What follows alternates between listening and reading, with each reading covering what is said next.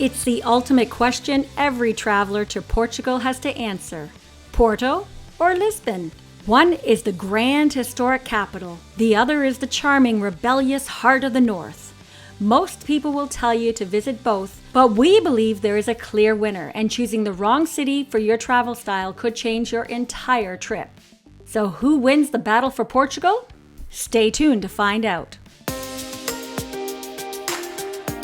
First up, let's compare the waterfronts. I'm voting for Porto. This city is famed for its historical core, which is a UNESCO World Heritage Site.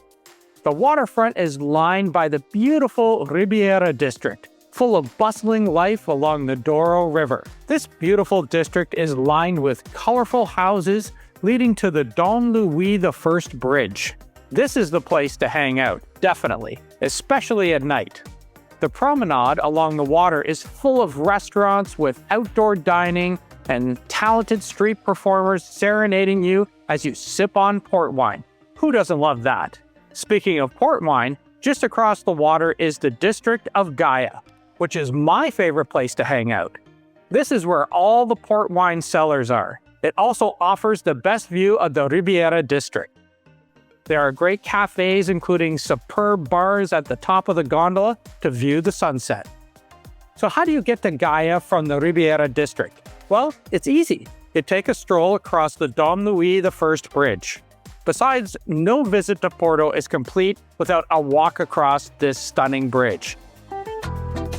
Now let's jet over to Lisbon to see what the capital has in store for us when it comes to their waterfront. The waterfront of Lisbon is huge, spanning the entire front of the city. And we took an Uber out to the Belém district and spent a day strolling all the way back to the city center. There are so many things to see and do along here, and we started at Belém Tower. This is one place that is not to be missed. Standing at the mouth of the Tagus River, it has guarded Lisbon for over 500 years. And just a stone's throw away is the majestic Jerónimos Monastery. This is an architectural marvel. It was built in the 16th century to commemorate Vasco da Gama's return from India. And just down the way is a modern piece of architecture that you cannot miss, and that's the Monument of Discoveries. Portugal was made on explorers, and this commemorates all the great explorers of Portugal. Most of the sites along the Tagus River are free that you can see from the outside. There are plenty of things to see all the way back to the historic center with marinas, restaurants, and plenty of museums. If you don't want to walk, you can rent a scooter or bicycle that you can just use through an app, hop on and hop off, and leave it where you go. And don't forget going to the LX Factory. The LX Factory was built under the April 25th Bridge and is a whole artist community with restaurants, artist shops, and a lot of cafes and boutiques where you can do some shopping. This is a great place for sunset where you can enjoy an apparel spritz as you watch the street performers out on the street. Well, when it comes to the waterfront, which city comes out on top? Well, I think we have to give this one to Porto. It's a lot more compact and easier to get around than Lisbon. So I think for that fact alone, it should win, or it should at least get a point. I think I'm going to go with you for that. Lisbon has an amazing waterfront, but it's very spread out. So when it comes to tourist attractions, I think Porto is better because you can see it all really in one day. Woohoo! Point for me! Do you agree? Let us know in the comment. Porto's historic center has it all. The Old Quarter is a UNESCO World Heritage Site unto itself. As soon as you enter by train, you see the historic and most beautiful train station in Europe, São Bento Station.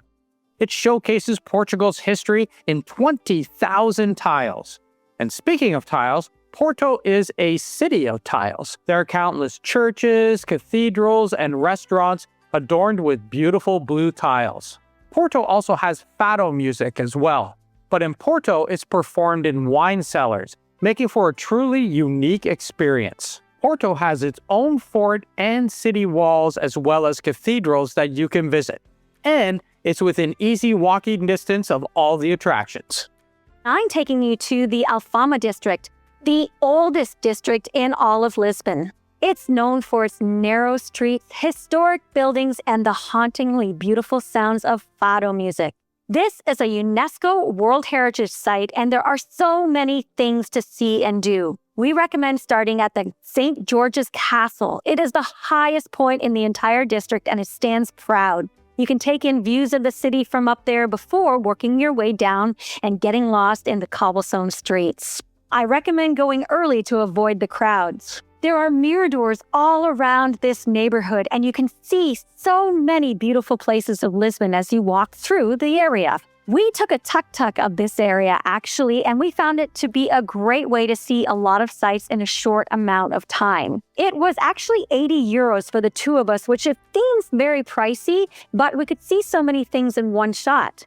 Lisbon is known as the City of Hills, and to be able to walk around all of these hills would take days. So getting on a tuk-tuk, we could go up to all of the different miradors and viewpoints, and it was a lot of fun. This district is also known for its fado. Fado music is the music of Portugal, and you'll be able to find the Fado Museum here to really learn about the culture and history here.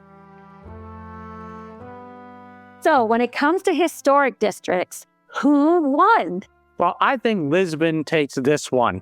It's pretty tough to compete with the capital city of Portugal when it comes to history.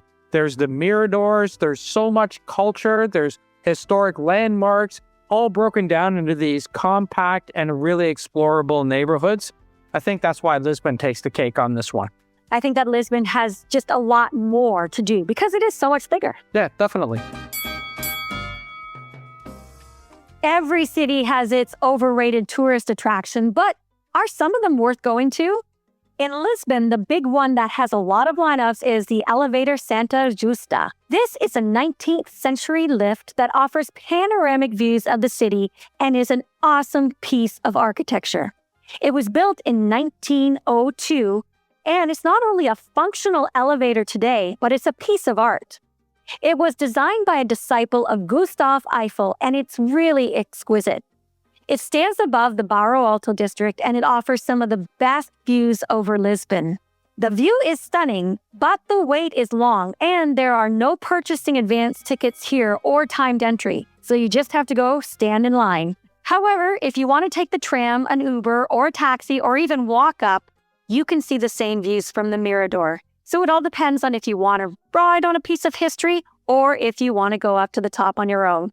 Tram 28 is one of the most iconic images of Portugal. It's the one you see on all of the guidebooks and websites, and it is a rite of passage when you visit the city. This yellow tram takes you through some of the city's most historic landmarks and to the top of the city. Remember we told you that Lisbon is a city of hills? Well, it's a great way to go up and down the city without having to walk. It does get very crowded, so we suggest going first thing in the morning to beat the rush. For first-time visitors, it is a ride that you must take. What makes this worth it is that it passes through all of the top landmarks of Lisbon, so you can plan your trip and go back to visit later. Let's kick things off right here at one of Porto's most famous spots, Livraria Lello, often called the Harry Potter Library. Let's find out why people line up here every day.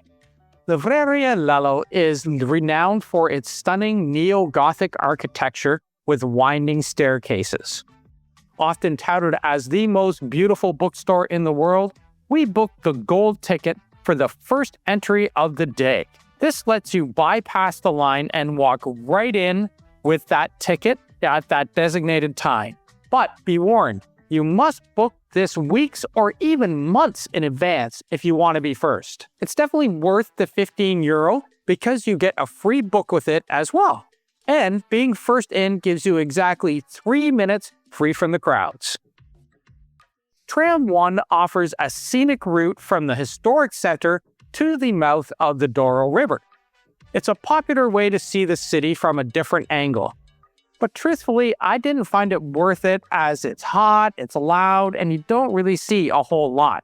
It's quite pricey at €7 per person, and the crowds and lines are really, really long. Well, when it comes to who wins the overrated tourist attractions in each city, I have to go with the Liveria Lello in Porto. Yes. I'm sorry, I'm a Harry Potter fan. It's just beautiful. And hey, if you get that golden ticket and go first thing in the morning, it's really worth visiting. Plus, I have a souvenir of my own Little Prince book.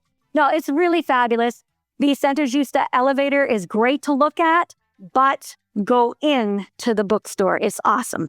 Yeah, and I would say Tram 28 wins over Tram 1 just because it's a lot more historic. It allows you to get around the city a little bit more. And hey, it really is that iconic symbol of Portugal. So you have to ride it. Both Porto and Lisbon are not only rich in culture and history, but also serve as gateways to some of the most incredible day trips in the country. First up, Guimarães from Porto. It's often referred to as the birthplace of Portugal. This city is a UNESCO World Heritage Site, known for its well-preserved medieval architecture. Just walking through these ancient streets feels like stepping back in time. It's not just a day trip, it's an experience. From Guimarães Castle to its UNESCO Historic Center, you're gonna love it. And don't miss walking along Santa Maria Street. It's the longest street in the city. This pedestrian street is lined with boutiques and cafes leading through beautiful squares.